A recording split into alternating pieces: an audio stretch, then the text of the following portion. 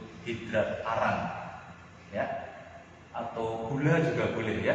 Oke, baik. Ditinjau dari jumlah atau susunan gula di dalam suatu karbohidrat, maka karbohidrat dibagi menjadi 3, yaitu 1 monosakarida, yang kedua disakarida, yang ketiga adalah polisakarida.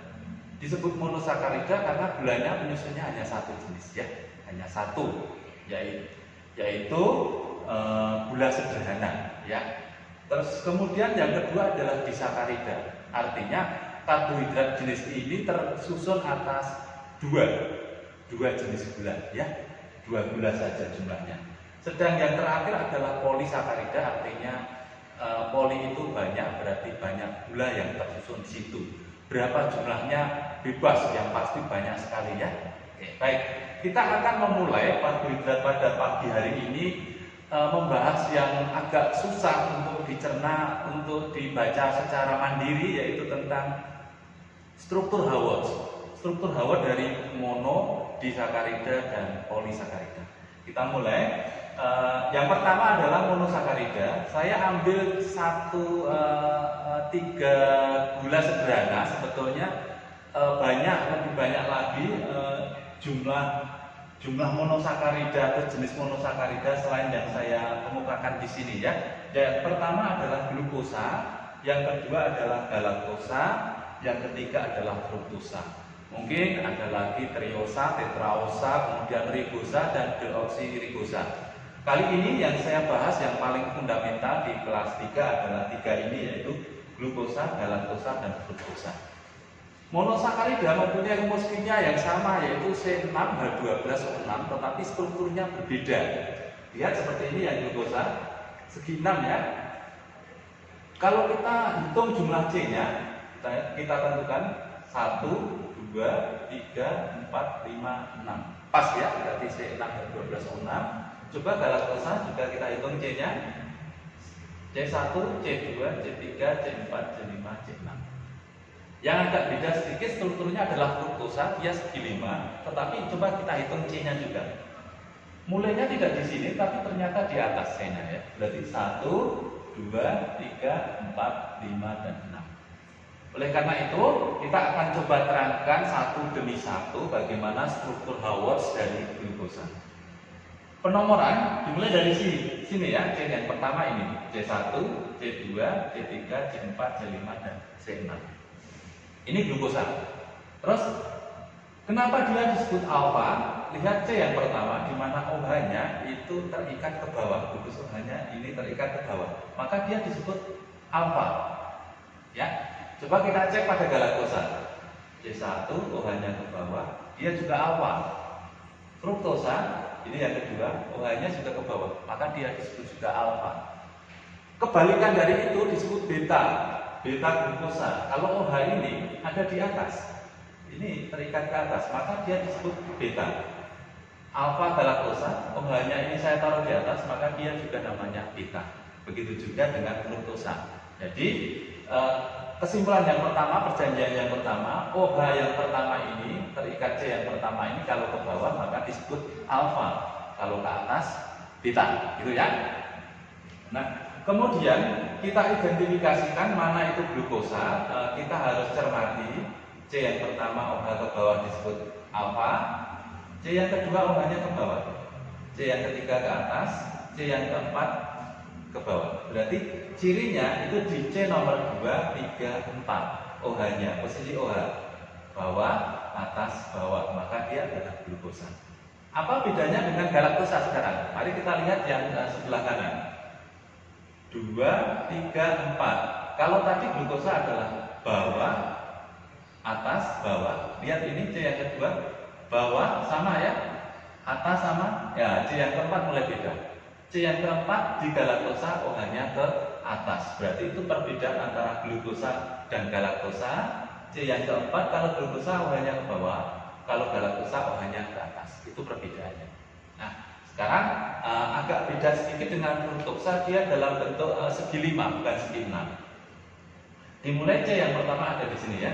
Pertama, C kedua, 3, 4, 5 dan ini 6. OH-nya bisa dilihat ke bawah, atas, ke bawah.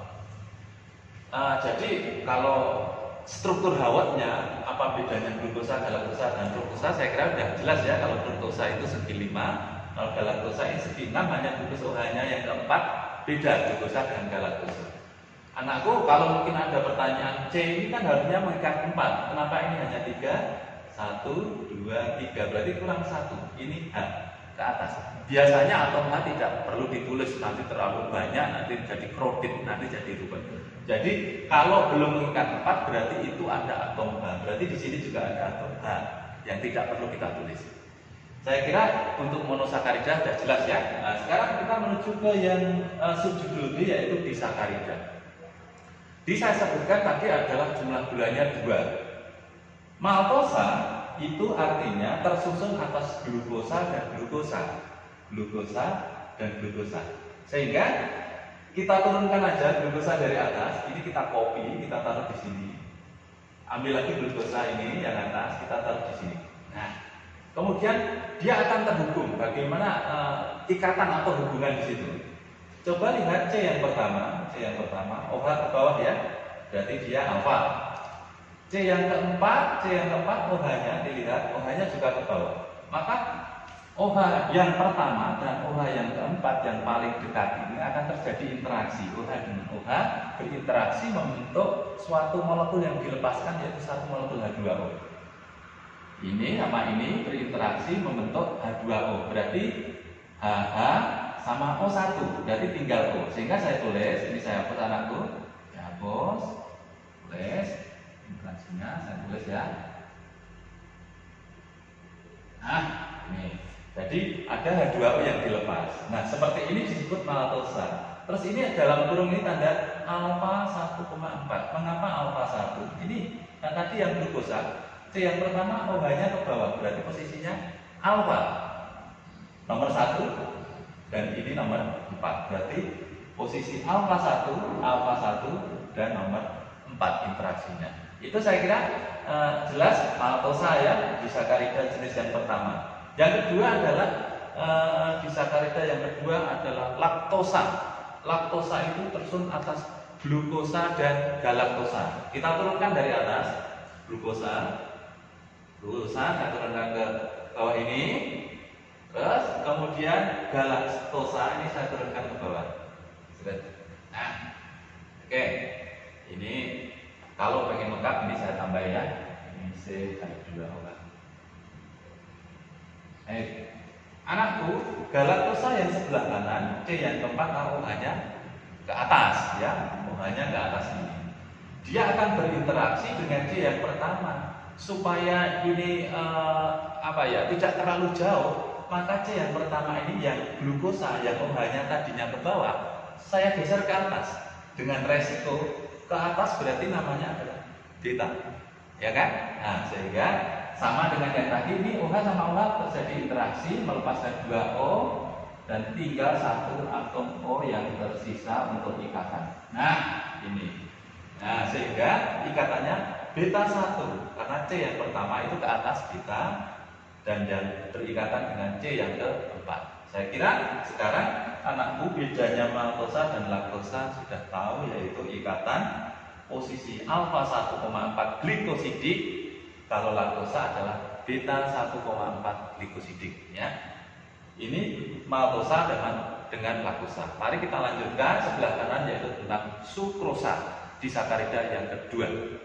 Anakku, sekarang jenis disakarida yang ketiga yaitu sukrosa. Sukrosa itu tersusun atas dua gula, yaitu glukosa dan fruktosa. Lihat struktur yang saya tulis, ini glukosa ya, ini glukosa yang atas, kemudian ini fruktosa yang bawah ya. Kemudian C yang pertama OH, berarti ini posisi OH. Ini berinteraksi dengan OH juga yang kedua. Maka ini terjadi penggeseran anakku. Yang tadi mulanya adalah CH2OH itu di atas, OH-nya di bawah, kemudian kita balik. Sehingga posisinya ini bukan lagi alfa karena OH-nya ke atas, berarti dia posisinya adalah beta. Maka saya tulis beta 2 karena pada C nomor 2. Sedang glukosanya C yang pertama ke bawah, berarti masih alfa 1 ya. Sehingga ini terjadi interaksi OH sama OH sama dengan yang maltosa sama laktosa, terjadi interaksi. Nah, ini sehingga sukrosa itu ikatannya adalah alfa 1, alfa ke bawah 1 ya, kemudian beta 2 ini ke atas, beta 2 glikosidik. Saya kira itu monosakarida sudah jelas, disakarida sudah jelas, dan yang terakhir yaitu karbohidrat yang ketiga yaitu polisakarida ya. Poli artinya banyak, mungkin lebih dari 20 glukosa, ada yang sampai 50, ada yang sampai 100 gula ya, berarti panjang sekali.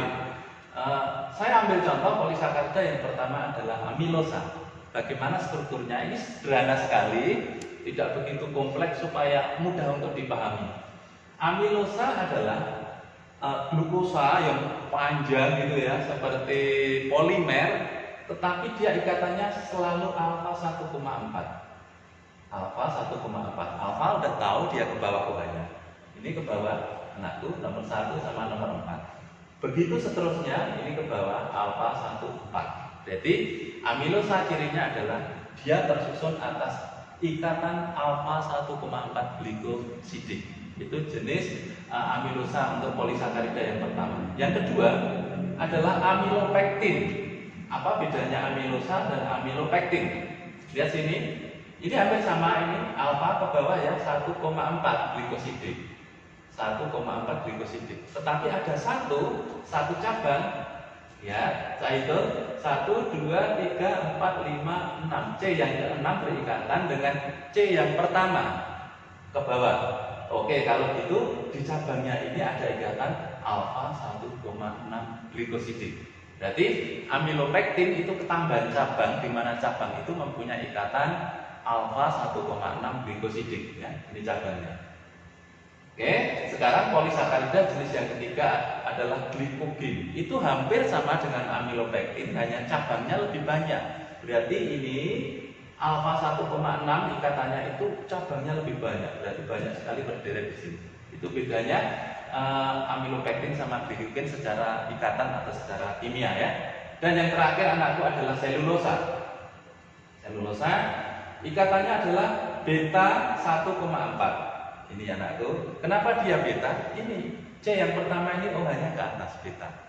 Berikatan dengan yang keempat. Berarti beta 1,4. Begitu seterusnya beta 1,4, beta 1,4. Itu selulosa. Saya kira anakku secara global saya sudah menerangkan tentang struktur Haworth yang paling sulit di karbohidrat, tentang struktur Haworth monosakarida, disakarida, dan polisakarida.